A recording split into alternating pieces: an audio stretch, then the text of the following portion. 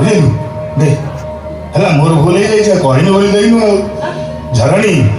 ଝରଣୀ କ୍ଷୀରଟା ଦେଲୁ ପିଇବି ତମେ କ୍ଷୀର ପିଇବ? ହଁ କ'ଣ ହସିଲୁ ବେଶ ତାକୁ ନେଉଛି ଆକୁ ବି ନେଉଛି ଏମିତି କହୁଛୁ ତମେ କ୍ଷୀର ପିଇବ? କ'ଣ ମୁଁ କ୍ଷୀର ପିଇବିନି ଆଉ ମୁଁ କେମିତି ଜାଣି ତମେ କ୍ଷୀର ପିଇବ ବୋଲି? ହଉ ଦେ ଏଇଟା ହଁ ନା ଏଇଟା ମୁଁ ଦେବି ଦେଉନି ଏଇଟା ସାନ ମାମୁଙ୍କର ଏବେ ତମର ମେଡିସିନ ମିଶିଛି କ'ଣ ମିଶିଛି ମେଡିସିନ ମେଡିସିନ ହଁ ତମେ କ'ଣ ପାଇଁ ହସିଲ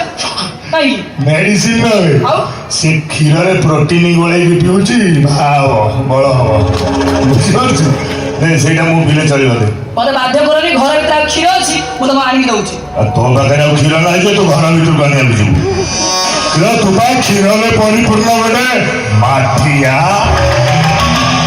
ଦେ ସେ କ୍ଷୀରଟା ପିଇବେ ବାଜ୍ୟ କଥାଟା କାହିଁ କରୁଛ? ବାଜ୍ୟ କଥା କ୍ଷୀରଟା ପିଇବା ମୁଁ ସେଇ କ୍ଷୀରଟା ପିଇବି ମୁଁ ଏଇଟା ଦେବି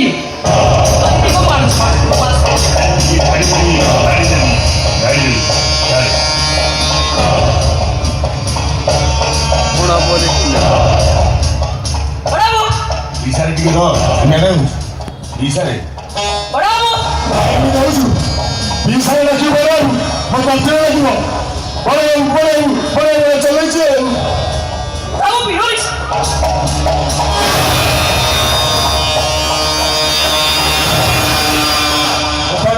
ଯିବ ସେ ପିନ୍ଧାରି ଇସାରେ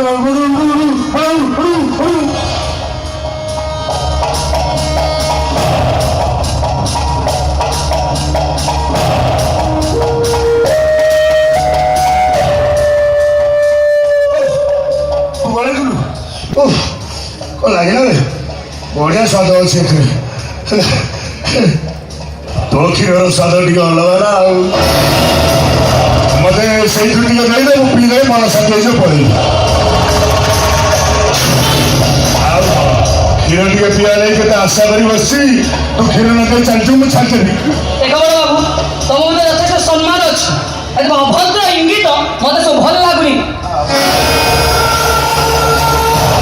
ତୁ ଯୋଉ ଗୌତମ ସାଙ୍ଗରେ ରାସଲୀଳା କରିଛୁ ସେଇଟା ମତେ କେମିତି ଭଲ ଲାଗିବ ତମେ କ'ଣ ପାଇଁ ମୋ ସାଙ୍ଗେ ଲାଗିଲେ କହୁଛ କାହିଁ ମୋ ସାଙ୍ଗେ ଲାଗି ଚାଲିଛି ବୋଧେ ଆସିଲା ବେଳକୁ ଘରଠୁ କାହିଁ ଲାଗି କ'ଣ ପାଇଁ ପଛରେ ଜାଣିବୁ ପଛରେ ଜାଣିବି ମାନେ ମୋର ବୁଝିପାରିଲି ମୋର ପୁଣି କି ଉଦ୍ଦେଶ୍ୟ